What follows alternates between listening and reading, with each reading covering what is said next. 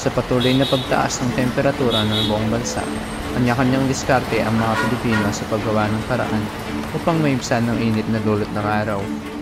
Mayroong may bitbit-bitbit na tubigan at mga ilan na kung maligo ay para bang wala ng katapusan.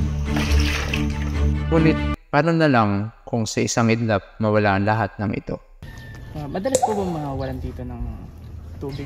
Actually, yes. Everyday actually. Talagang everyday as in konti ng tulog. Sa isang lugar sa Tarlac City, San Isidro, talamak raw ang kawalan ng supply ng tubig. Kung kaya naman sumulo ang aming team sa kainitan upang malaman kung ano nga ba nangyari sa lugar na ito. Pasado alas 9 na ng umaga nang dumating kami rito. Ngunit ang nilatnan naming subdivision ay tila walang tao. Sa patuloy na paglalakad-lakad, doon namin nakita si Kuya Red. 7 ng umaga. Then, ngayon wala. Ewan ko, tumutulo to. May mga part po na tumutulo, tapos yung iba, ano? Madalas, ito lang yung tumutulo. May tubig raw pala ngayon, kung kaya naman okyupado ang mga residente rito na magsinop na kanilang mga tubig, gagamitin nila sa buong araw. Pumatok kami sa 10 kabahayan dito sa subdivision, mula sa bungad hanggang sa huling sulok nito. Doon namin nakilala si Kuya Friends at si ating itago natin sa pangalang Josephine. Dinatnan namin naglilinis na kanyang bakuran si Kuya Friends. Friends Costales and taga Block 6 Lot 44 dito sa West Provina, Tibag.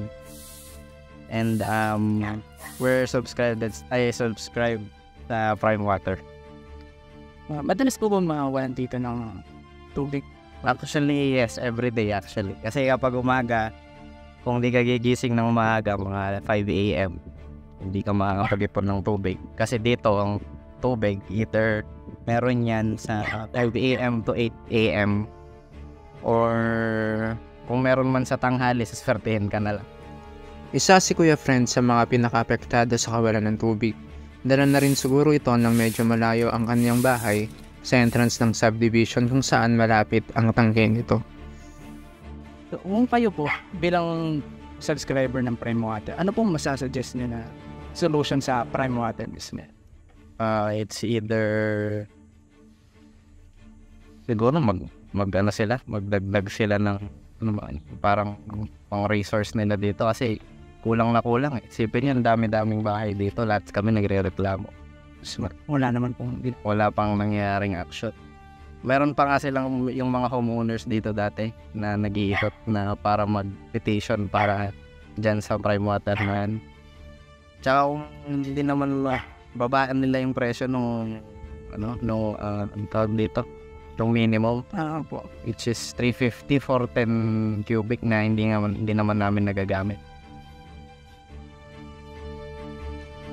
Ganyan na lang din naman ang hinanakit ng mga residente sa kabilang dulo ng subdivision, tulad ni Ate Josephine. Ang mas okay sana kung dire-diretso walang patay yung tubig, tapos magsasabi sila kung anong araw yung wala, ganun, hindi yung biglaan. Kasi sa amin, minsan walang pasabi, bigla na lang walang tubig. May mga pagkakataon po na schedule siya. Tapos wala kaming alam. Imbes na kailangan namin yung tubig, wala kasi walang pasabi. Sinampulan pa nga kami ni Ate Josephine sa lagay ng supply ng tubig dito sa West Covina. Katulad din, wala. Ay, wala na pang tubig. Dito, wala din. Ayan, dito na tulog.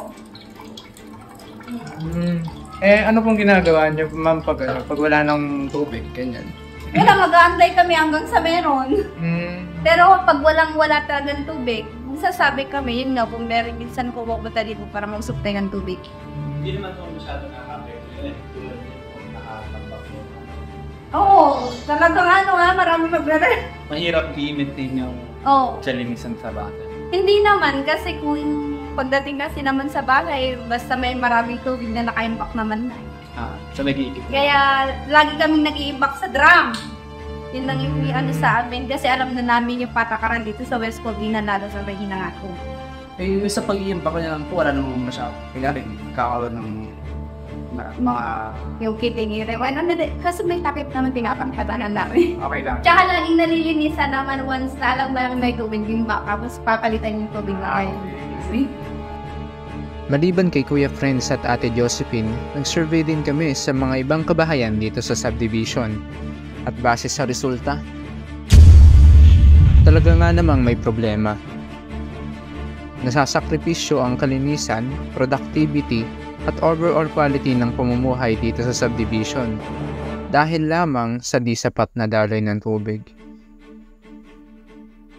As a researcher, inalam namin ang mga pwedeng dahilan kung ba't ba nagkakaroon ng water shortages, and base sa mga official statement ng Prime Water, dahil ito sa mga nasisirang pipe dulot ng mga construction sa isang lugar, at dahil na rin sa mahinang pressure na dulot ng di sapat na energy ng mga pump. Kaya naman nag-formulate ang aming team ng 4 na alternatives na po pwedeng solusyon sa mga naturang problema. So una, improve water distribution facilities. Investing in an improved water distribution plants will help to lessen the frequent malfunctioning of its equipment. These upgrades includes newer and more efficient version of equipments. Construct additional water reservoir and a water treatment system. This alternative includes constructing an additional water reservoir in West Covina that implement and utilizes its own water collection facility. By creating an additional water storage, the decision maker can reduce the water shortages and provide the community with increased water supply that can manage fluctuating demands of the residents. In addition to this, a water treatment system may also be constructed in the subdivision along with its own water collection facility.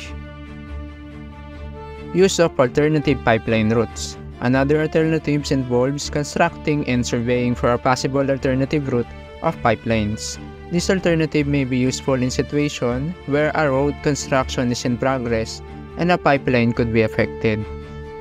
In these cases, a backup or alternative route for pipelines may be used to avoid water interruptions and shortages.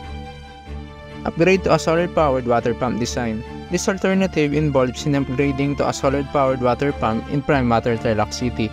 By creating this alternative water pump design, the water distributor can power the water pump with solar panels equipped with the battery cell to fill the water storage tank, while being economical and efficient at the same time.